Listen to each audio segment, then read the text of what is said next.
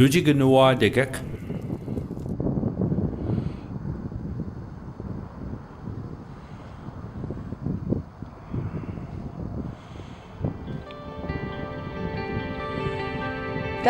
Maddie Metallic, Debbie Dedam Montour, Listuguj.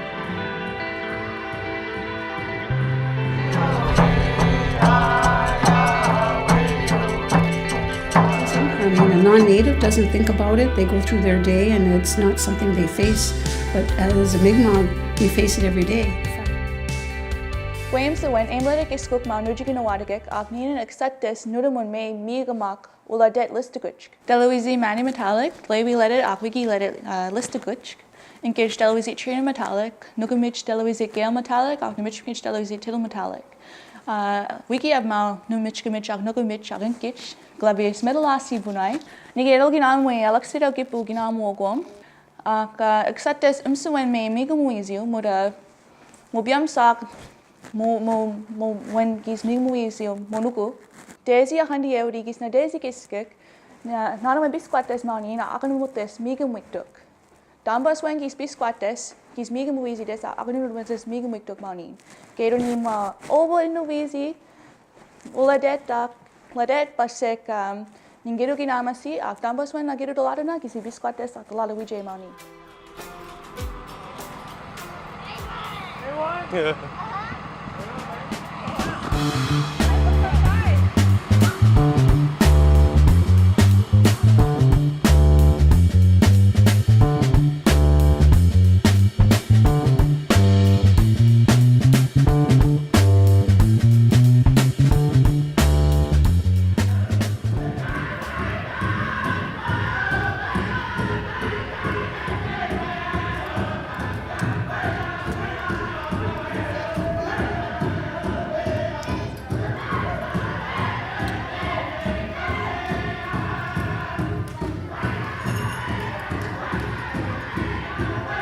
Luxido Gipu School held their seasonal culture day on March 24th.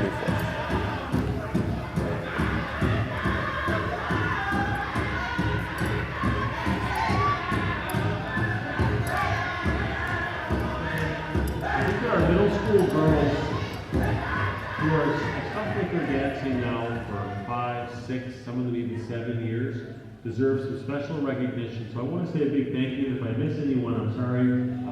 Shaston, Sydney, Emma, Christine, I saw Reese somewheres, Amelia. Let's have a big round of applause for those girls who are middle school and they're still dancing. Lashani, too. Did I forget any other girls? No, middle school.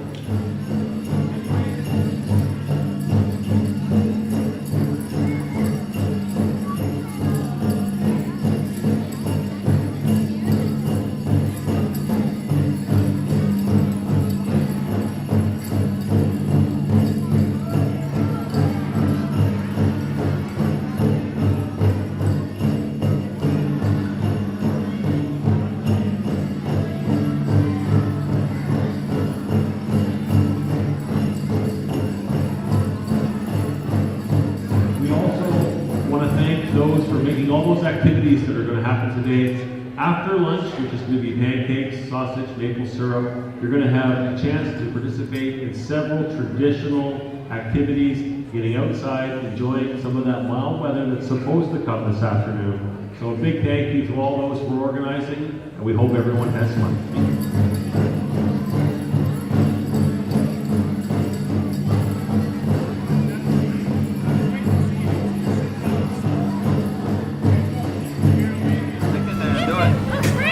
Right away. Do it.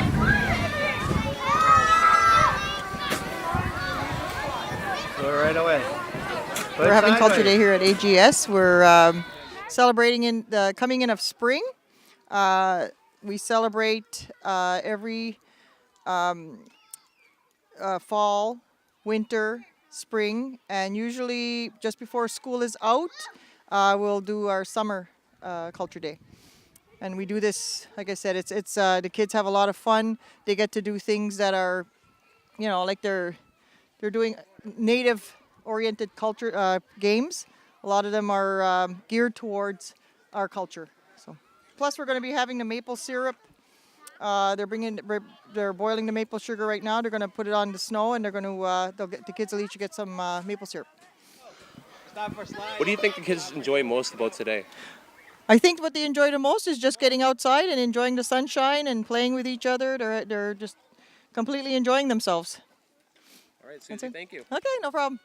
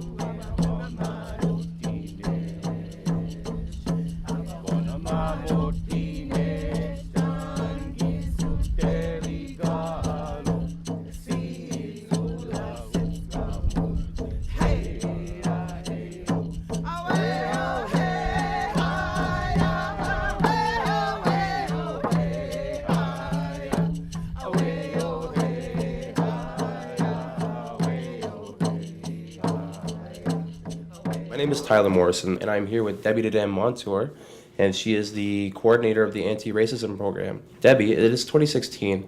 Why do we need this program? When you look at the history of LMDC in developing Mi'kmaq resources, they face our clients face racism when they're going for employment and training opportunities. Over 20 years, we've been experiencing that.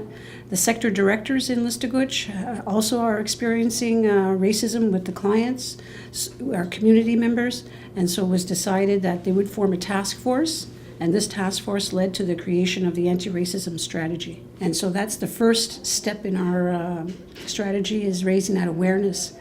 Because a lot of people don't even think about racism. I mean, a non-native doesn't think about it. They go through their day and it's not something they face. But as a Mi'kmaq, we face it every day. The fact that we live on a reserve, it's the structural racism, that institutional racism in Canada with the Indian Act. So we experience it every day. And so we have to find ways to raise the awareness, to step up to racism and tell people, excuse me, but that comment was inappropriate. One of the things we say is do not accuse an individual of being a racist, because that only escalates negativity. So we want to work addressing racism through a positive manner. The barriers for Listuguj community members, what do they face internally and externally whenever looking for employment? The barriers that we face, one of it is language. We don't speak French. A lot of community members don't speak French, so that can be a barrier. Some of it is we have jurisdictional things because we're a border town, Quebec, New Brunswick, so we face some of those issues when it comes to certification and things like that. So that can be a barrier when you're trying to get employment. There's also a bit of perceptions that people don't want to hire Mi'kmaq or Native people in general because they feel that they're lazy and they have these negative stereotypical ideas about us. If you don't speak French, it's really hard to get a job. That's basically it. And I mean, when I started learning French, I started learning in 1985. I didn't speak French. And when I went to see the unemployment officer down over there, they had me down as an Anglophone. So they said, do you want to learn French? So I said, okay. So that's how I started to learn French. Do you think the barriers are a factor for community members leaving for employment? It could be partly that. I mean, we are in a high unemployment area anyway, so that's, if there was a lot of employment and we weren't getting hired, the racism issue might be more prevalent, but everybody in this area is struggling. I mean, not the Gaspé and the Atlantic region, but I don't know if they're leaving because of racism, but they are leaving because they can't seem to find meaningful employment here. I want to know the challenges you face present and future for the anti-racism campaign, what troubles do you have now compared to what you might see in the future? Well, the challenges we have is to really make that connection with the people outside the community. We're looking for what is the proper forum to open up, make awareness and connections. So one of the things we've been doing outside the community is we connected with the Harmony group. That was one. We connected with the library with their Inspired Youth group. We've connected with the Multicultural Association, Listuguj Multicultural Association, and even one of their members will be speaking at our symposium on Monday. So the challenge is to get out there and find the right people to make those connections and to get something moving. And the only people that we can seem to reach right now are like the students, the youth. And I call them a captive audience because they're in a school program, and so we've been able to meet with them under that structure. But it's harder to reach the adult population. And when we do, like what I've been doing is I've been going to these the craft fairs that they've been having, farmers market, things like that. I have my own personal craft booth, but I do bring the anti-racism material there to raise awareness wherever I can. Mm-hmm. And it is to reach, the challenge is to reach the adult population. All right. So Debbie, I want to end on a positive note. Tell me your experience and how you see the Harmony Project. Well, when I first started and we were looking at building relationships, strengthening relationships with our neighbors, and all the stuff that I was reading and trying to formulate a strategy, when I looked at the Harmony Project, they were doing the exact same thing that I was thinking we should do. And they've been doing it for 12 years, and they've been doing it with the youth. And so for over 12 years, I think there has been an improvement in the relationships from our youth, but what we need to do is to start to focus on the adults. And that's a question I've been putting out there. We went to the Chaleur Senior High School, and we did a couple of workshops, information sessions with the Links group. Mm-hmm. And that's what I put, one of the questions to them was, what kind of activity could we undertake that would include the adults from Listuguj, Cross Point, and Campbellton?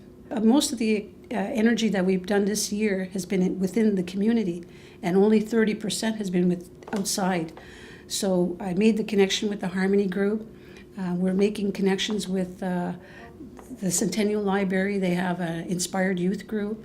We're reaching out to the Listuguj Multicultural Association. So we're trying to do outreach, but there's still a lot of work to do. It's very, like I say, in the very beginning steps, and we're doing baby steps right now, and it's just trying to get buy-in from all our neighbors. Yeah, we still have a very long road to go. Yeah. Okay, though, Debbie, thank you for joining us today.